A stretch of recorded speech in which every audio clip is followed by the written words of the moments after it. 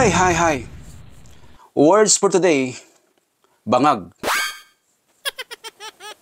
Pagkatapos, bangag noon hanggang ngayon. Yan ang statement na narinig natin kahapon, kagabi, kay PRRD. No? At pinatunayan ulit natin na tama si PRRD. Bangag. What is bangag?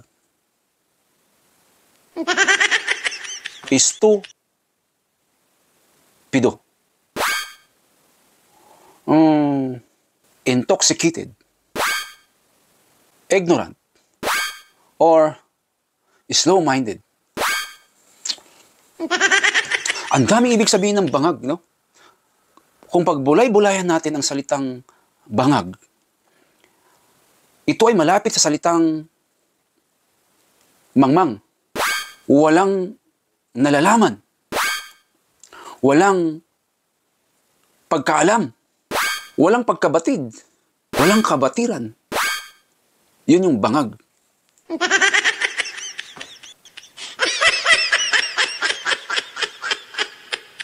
At hindi lang naman si PRRD ang nagsasabi nito.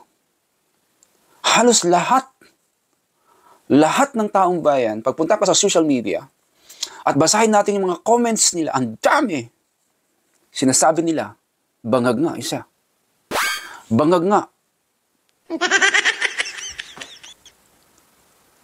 Bangag. Bangag.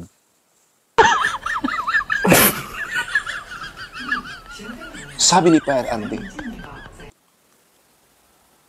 meron tayong adik na presidente? PI, sabi niya. Tara, panoorin natin. At pwede ba i-comment kung ano po yung bangag para sa inyo? Let's go.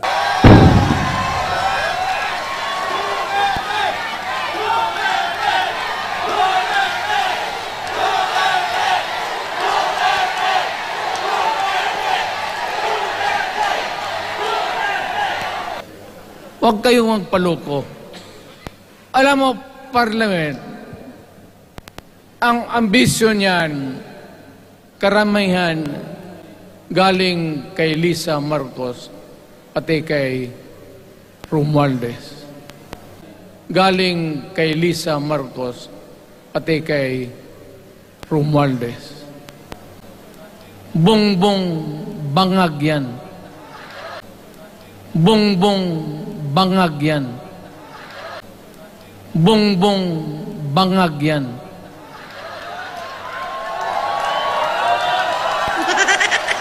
That's why sinasabi ko na sa inyo ngayon, si Bongbong Marcos bangag noon, ngayong presidente na bangag natin ang presidente.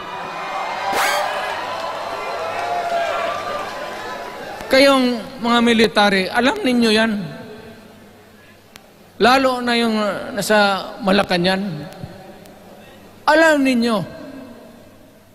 The Armed Forces of the Philippines, alam ninyo. May drug addict tayo na presidente, putang inang yan. The Armed Forces of the Philippines, alam ninyo. May drug addict tayo na presidente, putang inang yan. Ayun ang bakit ako nagkaroon ng kaso ng ICC.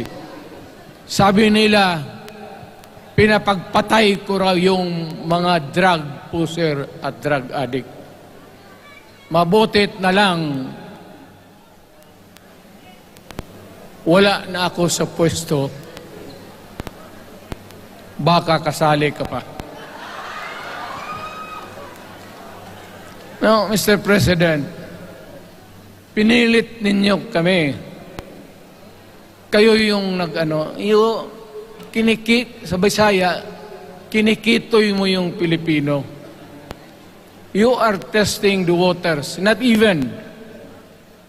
You are, pushing to the limits ang pasensya ng Pilipino. Huwag na huwag mong gawin yan. Huwag mong gawin yan, huwag mong ituluyan kaya magkagulo. Pag hindi namin napilitan kayo sa mga rallies, sa aming mga boses, ang sentimento namin, ako'y sinasabi ko sa military, nag-hemorrhage ang bayan, gastos dito ng gastos doon. Tapos kung mag-speech, ang pinag-usapan ang putang inang pobreng Pilipino. Gastos dito, gastos doon. Mga military, maawa kayo sa bayan. Pag hindi namin kaya, gawin na ninyo. Gawin ninyo, kawawa ang Pilipinas. Alam mo, presidente, tapos mag-parliament, tumatakbo ng assemblyman o congressman niya si Sandro, tapos ipasok nila sa assembly, gawain nilang prime minister. Yan nga ang sakit ng Pilipino.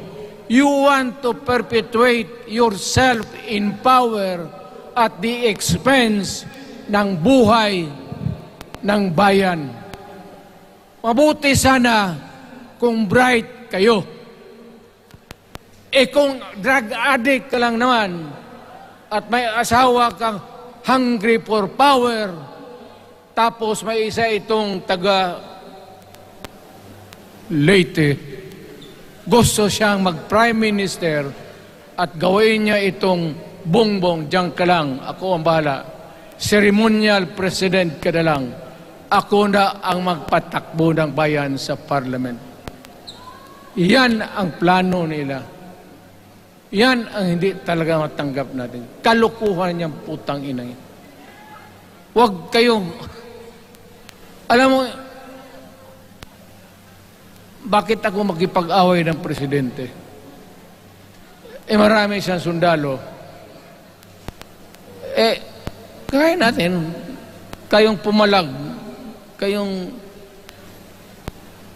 pero there is always a time for everything. May panahon na ikaw ay sikat. Sa ayaw mo at sa hindi, may panahon ka talagang bababa dyan sa Malacanang. Gaano katagal ka man to hang on to the power, that is for God to decide for the nation. Kami, patayin ninyo, wala na akong silbi. Tapos na ako, naging presidente na ako. Nakatikim na ako ng pag-upo ng silya dyan sa Malacanang.